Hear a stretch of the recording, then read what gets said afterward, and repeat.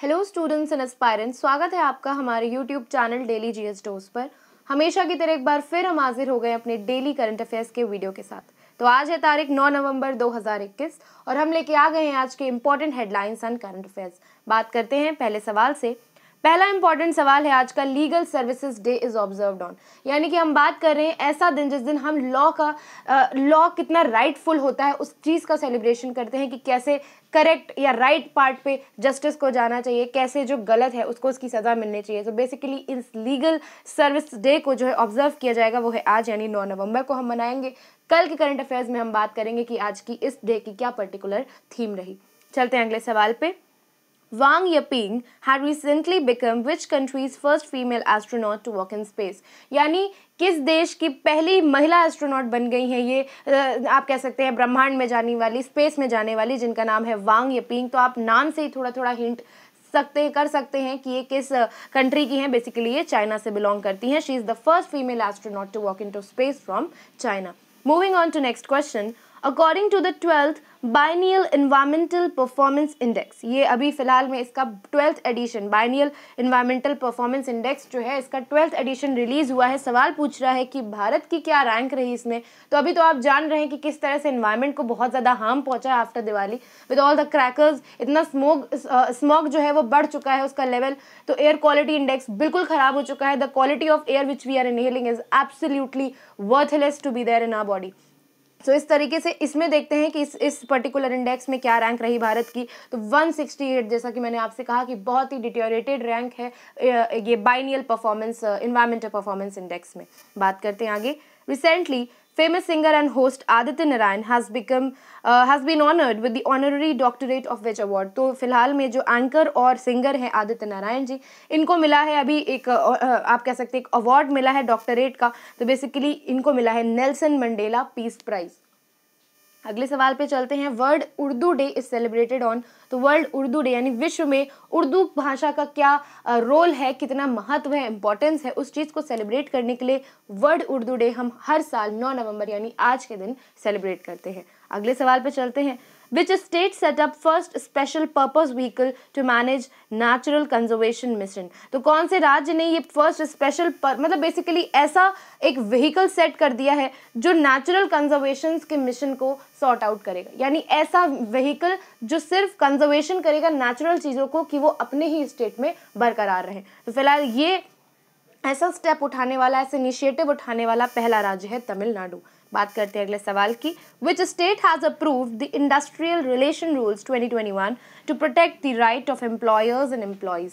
तो इस तरीके से किस राज्य ने इंडस्ट्रियल रिलेशन रूल्स यानी इंडस्ट्री में किस तरह का ट्रेड होना चाहिए, किसके क्या रूल्स होने चाहिए अकॉर्डिंग टू द ईयर 2021, इस पूरे प्रोजेक्ट को एम्प्लॉय और एम्प्लॉयर्स के लिए ईजी ट्रेडिंग हो जाए, इसके लिए जो भी रूल्स लागू हैं वो किस राज्य ने लागू किए हैं, वो किया गया है असम के द्वारा। बात करते हैं अगले सवाल की। Recently Apple festival has inaugurated in which city? तो एप्पल फेस्टिवल जो है मनाया गया है, यानी सेबों का त्यौहार मनाया गया है, किस सिटी में मनाया गया है? This has been celebrated in Srinagar, Jammu and Kashmir. Moving on to next question. CS Venkat Krishnan has been appointed as the new CEO chief executive officer of which bank? तो ये CEO जो होते हैं या MDs मैनेजिंग डायरेक्टर्स होते हैं नए नए बैंक्स के, या आप कह सकते हैं इंपॉर्टेंट बैंक्स के, तो वो भी बहुत ज़्यादा सवाल आते हैं अगर वो न्यूली अपॉइंटेड होते हैं, तो वो एक करंट अफेयर का इंपॉर्टेंट क्वेश्चन बन जाते हैं। अगर फिलहाल में बात करें तो सवाल ये पूछ रहा है कि न्यू CEO बने यानी न्यूली अपॉइंटेड CEO बने हैं जिनका नाम है CS वेंकट कृष्णन, ये किस बैंक के बने हैं CEO? जिसका जवाब है बार्सिलेज। Moving on to the next question. Who is the author of the sage with two horns book? सवाल बेसिकली ये पूछ रहा है कि ये किताब का नाम है सेज विद टू हॉर्न्स, और इस किताब के जो ऑथर है उनका क्या नाम है? तो उनका नाम है सुधा मूर्ति जी। बात करते हैं अगले सवाल की। Who has taken charge over as the chief of staff of western naval command? Very important question, mark it with double star. ये पेपर में जरूर आएगा। आप किसी भी पेपर की प्रिपरेशन कर रहे हो, UPSI, GD constable, CDS, NDA, UPPSC, हर पेपर में इस तरह के सवाल जो होते हैं, जो नेवी बेसिकली अगर आप बात करें डिफेंस के एग्जाम से, तो डिफेंस रिलेटेड जो एग्जाम्स होते हैं उनमें इस तरह के सवाल बहुत ज़्यादा पूछे जाते हैं। एक्सरसाइज, मिलिट्री एक्सरसाइज होती हैं या एयरफोर्स नेवल की एक्सरसाइजेज होती हैं, उस तरह के सवाल भी बहुत ज़्यादा पूछे जाते हैं।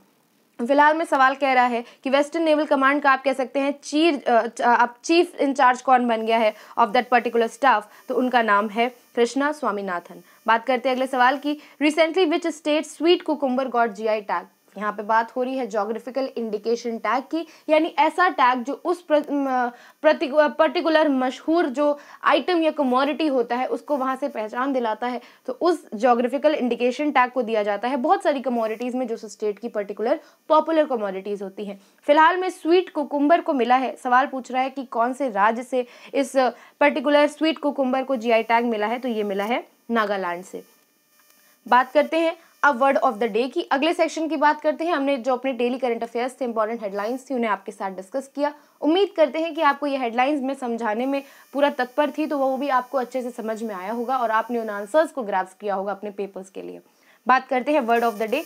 वर्ड ऑफ द डे में हम बात करते हैं एक ऐसे इंग्लिश के शब्द की जो आपकी वोकैबुलरी स्किल्स को इम्प्रूव करने के साथ साथ आपकी कम्युनिकेशन स्किल्स को स्ट्रॉन्ग करता है। देखते हैं आज का वर्ड क्या है। आज का वर्ड है रैंगल। रैंगल का मीनिंग देखें तो आप कह सकते हैं कि जब किसी तरह की झड़प हो जाती है, बहस हो जाती है दो प्रतिद्वंदियों के बीच में, या आप कह सकते हैं दो ओपोनेंट्स के बीच में कुछ टाइप ऑफ आर्ग्यूमेंट हो जाता है, उसको हम कहते हैं कि दे हैव रैंगल्ड बिटवीन। जैसे अभी हम मीनिंग में देखें तो उसमें लिखा है आर्ग्यूमेंट, जब किसी से बहस हो जाती है। पर्यायवाची की बात करें, सिनोनिम्स की बात करें तो डिस्प्यूट या डिसएग्रीमेंट। जब किसी में डिसएग्रीमेंट होता है, वो आपस में उन दोनों को एक दूसरे के ओपिनियन समझ में नहीं आते हैं, अच्छे नहीं लगते हैं, या डिस्प्यूट हो जाती है, झगड़ा हो जाता है, तो उसे हम कहते हैं रैंगल। बात करें विलोम की यानी एंटोनिम की बात करें तो agreement, when you are agreeing, जब आप किसी के ओपिनियन के साथ जा रहे हैं, you are agreeing and you are supporting with that person's opinion, तब हम इस चीज को अपोजिट मान लेते हैं ऑफ द वर्ड रैंगल। आइए देखते हैं कैसे इसे हम सेंटेंस के फॉर्म में यूज कर सकते हैं। An insurance wrangle is holding up compensation payments।